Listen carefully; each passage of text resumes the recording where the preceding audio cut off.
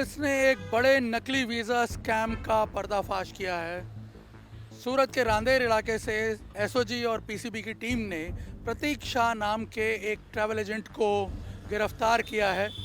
पता चला है कि इसने पिछले 8 सालों में 3000 से ज़्यादा नकली वीज़ा बनाए हैं। पता ये भी चला है कि प्रतीक जो है उसने इलेक्ट्रिकल इंजीनियरिंग की पढ़ाई की हुई थी और अपने एक्सपर्टाइज का उपयोग करते हुए वो हूबहू ओरिजिनल वीज़ा जैसे नकली वीज़ा बनाता था। alibaba.com नाम की वेबसाइट से वो रॉ मटेरियल प्रोक्योर करता था और गूगल से जो ओरिजिनल स्टैम्प्स हैं वीज़ा के अलग अलग कंट्रीज़ के, उसकी कॉपीज़ डाउनलोड करता था और उसके हिसाब से वो हूबहू ओरिजिनल वीज़ा तैयार करता था।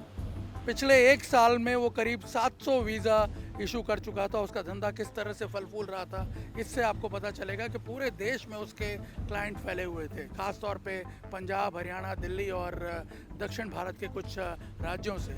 और सबसे बड़ी बात यह है कि पुलिस को उसके घर से नकली वीज़ा बनाने का रॉ मटेरियल भी मिला है, कई तैयार वीज़ा भी मिले हैं और अलग अलग देशों के जो वीज़ा स्टैम्प्स हैं उसकी कॉपीज़ भी मिली हैं।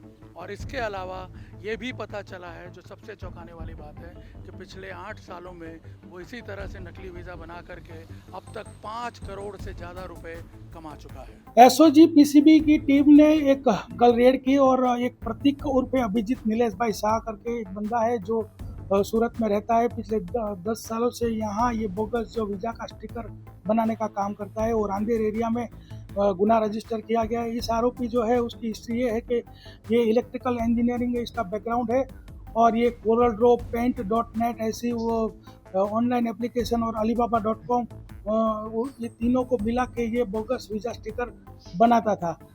ये है जो आरोपी है वो दिल्ली की एजेंसी है उसके साथ संपर्क में था और एक हर्ष बैंकॉक थाईलैंड का है वो भी है और केतन दीपक भाई सरवैया जो आनंद का रहवासी, वो सब मिल के ये काम करते थे। और ये लोग पंजाब, हरियाणा, दिल्ली के जो लोगों को टारगेट करते थे और इनको ये बोगस वीज़ा देते थे। एक ये काम करते थे, दूसरा ये काम करते थे कि कोई भी यूरोपियन कंट्री का वीज़ा लेने के लिए दूसरे जो कंट्रीज़ के ट्रैवल हिस्ट्री दिखानी होती है तो वो ट्रैवल हिस्ट्री के स्टिकर के तौर पे ये लोग यूज़ करते थे।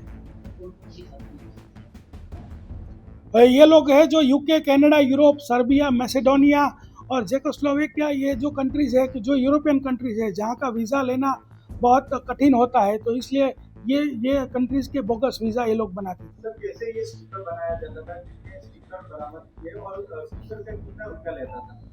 अभी जो हमने बरामद किए वो 5 स्टिकर हमको मिले हैं और ये कोरल ड्रॉ और पेंट.net से ये स्टिकर बनाता था और इसका जो मटेरियल है वो alibaba.com की वेबसाइट से मंगवाता था। वो एक्चुअल जो वीज़ा का कागज़ होता है वैसा ही कागज़ मंगवाता था, इसलिए किसी को पता भी नहीं चलता कि ये बोगस वीज़ा। ऐसा ये एकदम स्मार्ट वर्क करता था। लेकिन जिसके साथ ऐसा चीटिंग हुआ था वो लोग भी फरियादी बने और दिल्ली पुलिस ने भी इसे पकड़ा था और इसके अगेंस्ट में 12 गुना रजिस्टर हुए हैं। कितने रुपया लेते थे स्टिकर से?